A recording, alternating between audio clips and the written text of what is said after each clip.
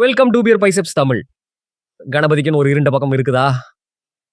அகோரா கணபதின்னு சொல்லுவாங்க. ஆனா அதன் வழிபாடு இந்தியாவுல கம்மி தான். ஏன் கம்மி? அந்த கடவுளின் தனித்துவமான பண்புகள் என்ன? எனக்கு பர்சனலா இருண்ட என்கிற வார்த்தையை பயன்படுத்த பிடிக்காது. டார்க் பெரும்பாலும் வெஸ்டர்ன் கலாச்சாரத்துடன் இணைக்கப்பட்டுள்ளது. ஆங்கில மொழிக்கு லிமிட்டேஷன் இருக்கு. புரியுது. உங்க கருத்து எனக்கு புரியுது. ஆனா ஒரு பாட்காஸ்டராக நான் வேற என்ன வார்த்தையை பயன்படுத்த முடியும்? ஸோ கணபதிக்கு ஒரு ஃபியர்ஸ் ஆஸ்பெக்ட் இருக்குன்னு வச்சுக்கலாம். கணபதி பல கடுமையான அம்சங்களை கொண்டுள்ளார். இந்த எபிசோட் ஃபுல்லா கடுமை என்ற வார்த்தையை பயன்படுத்துவோம். ஆமா. அதை யூஸ் பண்ணுவோம். கடுமையான ஒரு விதமான உக்ரா. கணபதியை அனைவருக்கும் நல்ல அழகான மற்றும் சபியான ஒருத்தர்னு நினைப்போம். பார்வை என்று அவர் பார்க்க அப்படிதான். ஆனா தந்திரத்தை கடைபிடிப்பவர்களால் வணங்கப்பட்ட கணபதியின் சில எஸ்பெக்ட்ஸ் உள்ளன. கணபதி தந்திரத்துடன் ஒருங்கிணைக்கப்படுகிறார். அனைத்து வான உயிரினங்களும் உள்ளன. தந்திரம் அடிப்படையில இந்த சகாப்தத்துக்கு பொருத்தமான ஒரு நடைமுறையாகும். தந்திரத்தில் தெய்வத்தை மட்டுமே வணங்க வேண்டிய அவசியம் இல்லை. நீங்க சிவன், கணபதி, விஷ்ணுவை தந்திரத்தோட வணங்கலாம். அனைத்து தெய்வங்களுக்கும் தந்திரங்கள் உள்ளன. இது ஒரு வழிபாட்டு முறை.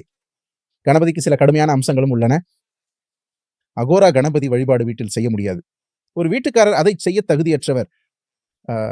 சமூகத்தை விட்டு வெளியேறிய ஒரு சன்னியாசி போன்ற ஒருவர் இருக்க வேண்டும்.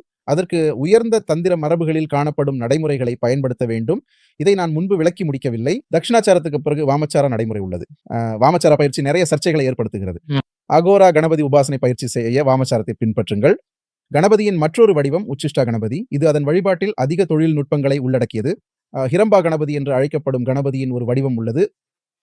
அவர் ஒரு சிங்கத்தின் மீது சவாரி செய்வதாக சித்தரிக்கப்படுகிறார். மேலும் கருப்பு மந்திரம் அல்லது அபிச்சாரா கிரியாவை அகற்றுவதில் மிகவும் சக்தி வாய்ந்தவர்.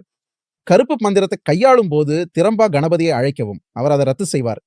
அகோரா கணபதி சடங்குகளை வீட்டுல செய்யக்கூடாதுன்னு நீங்க சொன்னீங்க. ஆமா. அப்படி பஞ்சால் என்ன? காளி இந்து மதத்துல நன்கு அறியப்பட்ட தெய்வங்களில் ஒருவர் என்று நமக்கு தெரியும். காளிக்கு பல வடிவங்கள் உள்ளன. அவள் ஒரே ஒரு வடிவம் என்று சிலருக்கு தவறான கருத்து உள்ளது. எனவே ஸ்மாஷங்காளி மற்றும் பத்ரகாளி போன்ற காளியின் பல்வேறு வடிவங்கள் உள்ளன. அவை வீட்டில் வணங்குவதற்கு முற்றிலும் ஏற்றுக்கொள்ளப்படுகின்றன. ஸ்மாஷன்காளி என்பது தகன மைதானத்தில் காளி வழிபாட்டின் ஒரு வடிவமாகும். நீங்கள் அவளை வணங்க விரும்பினால் அதை உங்கள் வீட்டில் செய்ய வேண்டும், தகன மைதானத்தில் அல்ல. இதே சிங்குள்ளது உங்கள் வீட்டிலேயே அகோரா கணபதியை வணங்கினால் அவர்களின் ஆற்றல் உங்கள் வீட்டுக்குள்ள கொண்டு வரப்படும். அதுக்கு நீங்க தயாரா? அதுதான் கேள்வி. அந்த எனர்ஜி என்ன செய்யும்? இது ஒரு தகனம் செய்யும் இடம். ஓய்வெடுக்கவும் என்ன நடக்க போகிறது என்பதை நான் விளக்குகிறேன். உங்க சுற்றுப்புறத்துல நிறைய இடி இருக்கும். இது உங்கள் வீட்டுல ஒரு நுழைவாயிலை திறப்பது போன்றதா? இல்ல. இது தகன மைதானத்தில் வசிக்கும் அந்த சூழலை அனுபவிக்கும் ஒரு தெய்வத்தை உங்களுடன் சேருமாறு கேட்பது போன்றது. இதை இவ்வாறு வைத்துக் கொள்வோம். சக்தி வாய்ந்த மற்றும் திறமையான ஒரு நல்ல நண்பர் உங்களுக்கு இருப்பதாக கற்பனை செய்து பாருங்கள். ஆனால் கடினமான மற்றும் தீவிரமான அனுபவங்களையும் அனுபவிக்கிறார்.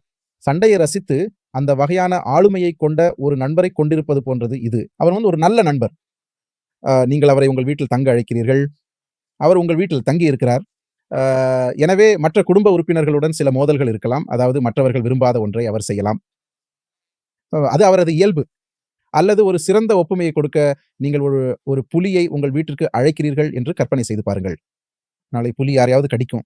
அது கடிக்காது. சரி, யாரோ புலியை அணுகி தொடுகிறார்கள். ஒரு சிறிய கீறல் கூட கைக்கு கடுமையான சேதத்தை ஏற்படுத்தும்.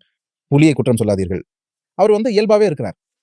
இதேவேளை நீங்கள் ஒரு சக்தி வாய்ந்த உயிரினத்தை அதன் இயற்கையான சூழலில் இருந்து உங்கள் வீட்டிற்குள் கொண்டு வரும்போது அது அந்த சூழலின் சில கூறுகளையும் கொண்டு வரும். உங்களால் சமாளிக்க முடியுமா? அவ்வளவுதான்.